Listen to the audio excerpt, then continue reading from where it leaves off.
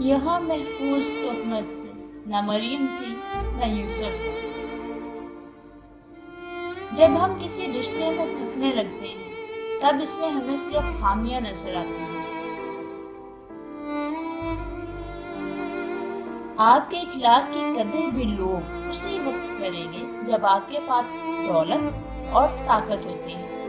غریب کتنا ہی خوش اخلاق، لوگ اس کے اخلاق کو مجبوری سمجھتے ہیں۔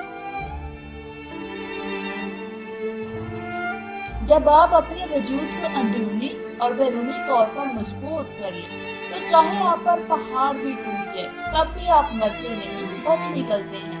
لیکن ہاں، اس سب سے پہلے 100 بار ٹوٹنے کے عمل سے گزرنا پڑتا ہے، لیکن آخر کار بات بن جاتی ہے۔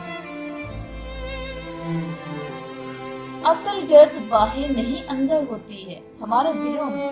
ہم تمام دھبے پانی سے دھو سکتے ہیں، لیکن کچھ دھبے جنہیں ہم پانی سے نہیں دھو سکتے، وہ بغض و عناد جس نے ہمارے دلوں کو میلا کر دیا ہے۔ آگ ہی مجھے کھا گئی ورنہ میں نے جینا اپنے مرنے تک۔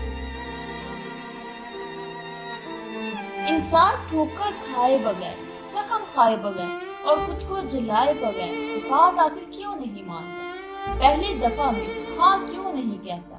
پہلے حکم پر سر کیوں نہیں جھکاتا؟ ہم سب کو آخر منہ کے بل گرنے کا کیوں انتظار ہوتا ہے اور گرنے کے بعد ہی بات کیوں سمجھ آتی ہے؟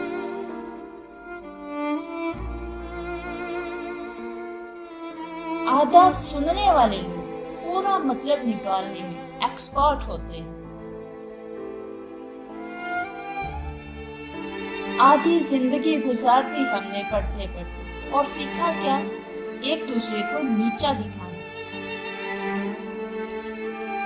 جب انسان پر اچھا وقت آتا ہے، بھولنے والی چیزوں میں سب سے پہلے انسان اپنی اوقات بھولتا ہے۔ اگر تمہیں خدا یاد نہیں آتا، اگر تمہارا دل عبادت میں نہیں لگتا، اگر تم اپنے رب سے جھگڑا کرنا چاہتے ہو، تمہارا ایمان ڈگمگا گیا ہے، تم کن پڑھتے ہو لیکن فیکون پر یقین نہیں رکھتے، تو ایک دن اذان فجر سے لے کر طلوع آفتاب تک آسمان کا نظارہ کرو۔ دیکھو وہ کیسے آسمان میں رنگ بدلتا ہے، دیکھو وہ کیسے ہٹا دیتا ہے اندھیرے، دیکھو وہ کن کہتا ہے تو سارا عالم فیکون کی تشریح بن جاتا ہے۔